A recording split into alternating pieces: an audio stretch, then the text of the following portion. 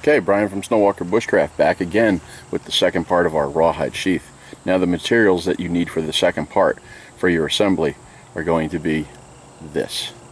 You need a Ziploc bag. This is to keep your rawhide in and to keep it pliable and moist while you're working on the other parts of the sheath.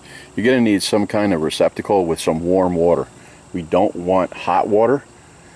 It just has to be warm enough to make our rawhide pliable. We need all the pieces of rawhide that we have cut and ready. We need our leather as well, the entire pattern, front, back, and the welt. You're going to need some type of leather dye. You're going to need a type of needle to start sewing. You're going to use super glue. At least I use super glue because I can work faster with it and it does the job. You're going to need your applicators for your leather dye, and then you're going to need waxed linen thread. I like to use that. You can use artificial sinew, you can use regular linen thread, you can use regular sinew. It doesn't really matter. You know, we want to build these to last and look good, so try to get the best materials that are available to you. Now let's go on with some assembly here. The very first thing that we want to do is we want to get our Phoebing's leather dye, or whatever leather dye that you're going to use. I like Phoebing's. That's the one that I like the most. Now this is the important part. You have to make sure that you have your rawhide and it's nice and pliable. The next thing that you're going to do is I've already scribed marks where the leather sheath or the leather part goes on the inside here. That's not the side that you dye. You want to dye the outside of the sections that you're using. So whatever is going to face on the outside, that is the side that you want to dye. Get these nice and pliable. They can start to dry a little bit, but you don't want them to go back into their hard state.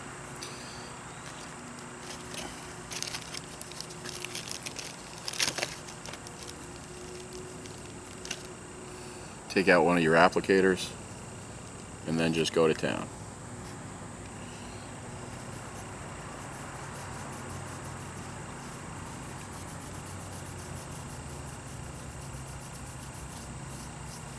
And you're going to be doing this process actually probably more than once. So don't worry about it. Just put it on and then go from there. You can use any side that you want. You could use flesh side, you could use hair side. It doesn't really matter. Sometimes one has a little bit more character than the other. That's just up to you. Decide what you want to do and go with it. Once you have that dyed, until you're ready to work with it, you can now put them in your plastic bag, into your Ziploc.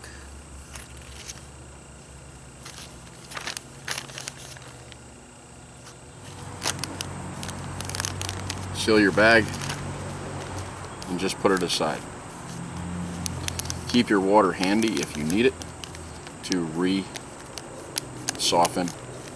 your rawhide. Take your dye, clean it up, move that to the side. Now,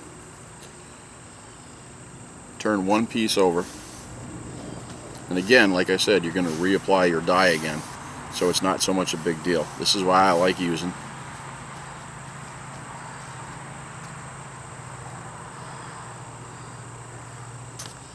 you can see we're starting to come to life here. Alright, so put that down.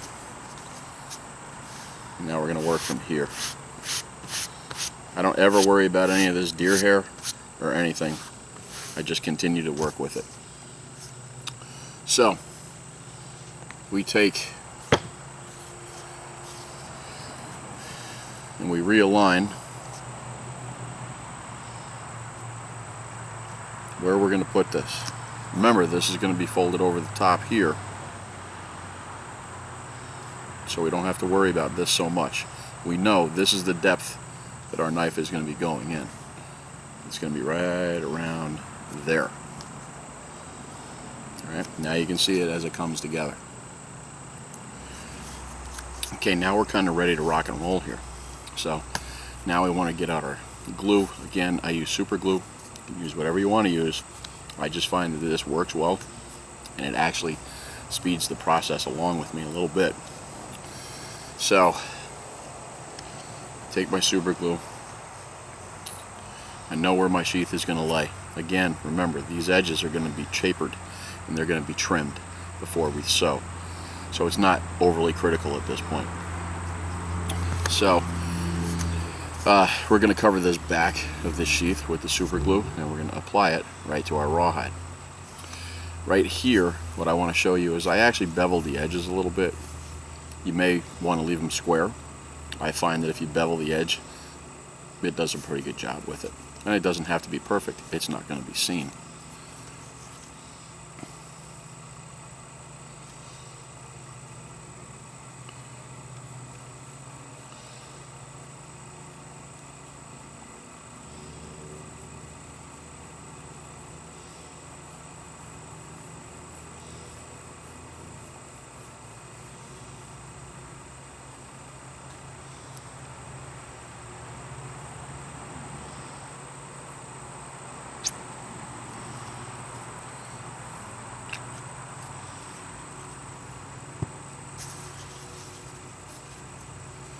Take that and then position this exactly where you want this. You'll have your lines on there as well. You put it right in there. Now you just go ahead and press it in.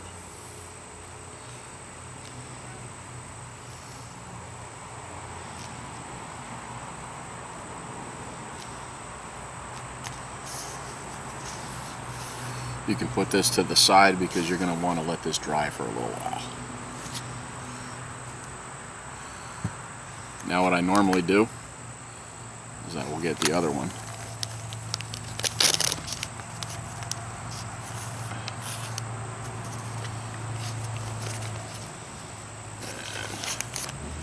And we'll work from there.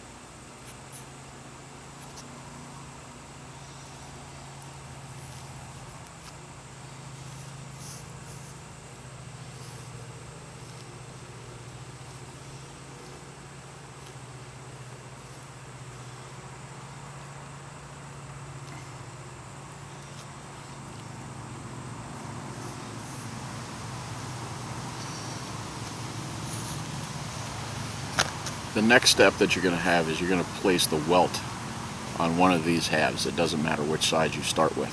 So you can put it on this side because you're working on it, or you can go back to the other side. It doesn't matter. And then normally you would just glue it into place here. This knife is very thick in the handle area because of the width of the blade. So actually what I want to do is I want to take another piece of this leather, the 10 ounce, and I'm going to put it just up top, just enough so that once I start the knife in, it'll go on in the rest of the way. You can hollow this out a little bit as well if you need to. I suggest you do it now before gluing it than to try to do it thereafter.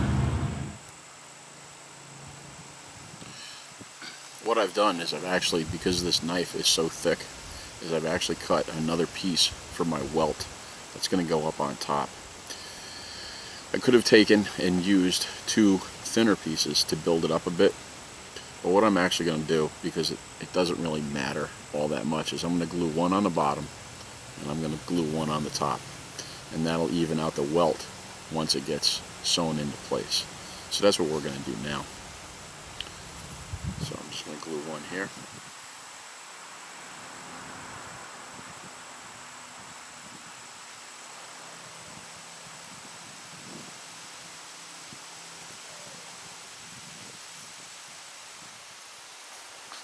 And then I'm going to glue the other one.